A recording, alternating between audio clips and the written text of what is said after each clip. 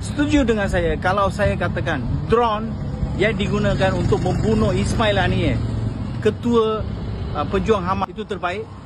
Perkara yang sama telah berlaku di sini, di Malaysia. Tahu tak? 3 rakyat Malaysia dibunuh dengan kejam tanpa belas kasihan oleh pihak berkuasa.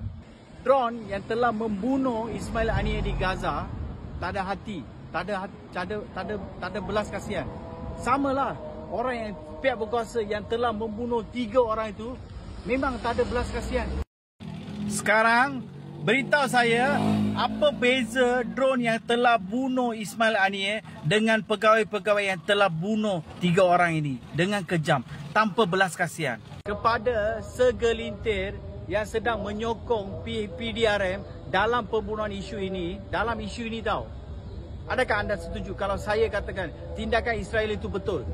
Sekarang saya cabar pihak berkuasa dan pengarah JSJ, Datuk Kumaran, buktikan ketiga-tiga orang itu penjenayah. Boleh tak keluarkan surat? Boleh tak keluarkan kenyataan? Saya ada hak untuk tanya anda semua. Kerana apa tahu?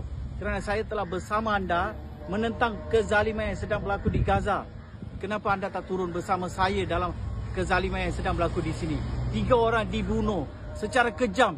Ingat, turun bersama-sama sebagai keluarga Malaysia. Saya bangsa Tamiler. Agama saya Tamil telah mengajar saya supaya menghormati semua nyawa dan berjuang menentang apa juga kezaliman, keganasan yang berlaku kepada sesiapa sahaja. Tak kira apa agama, apa bangsa, apa warna kulit. Ini ajaran bangsa Tamil. Anda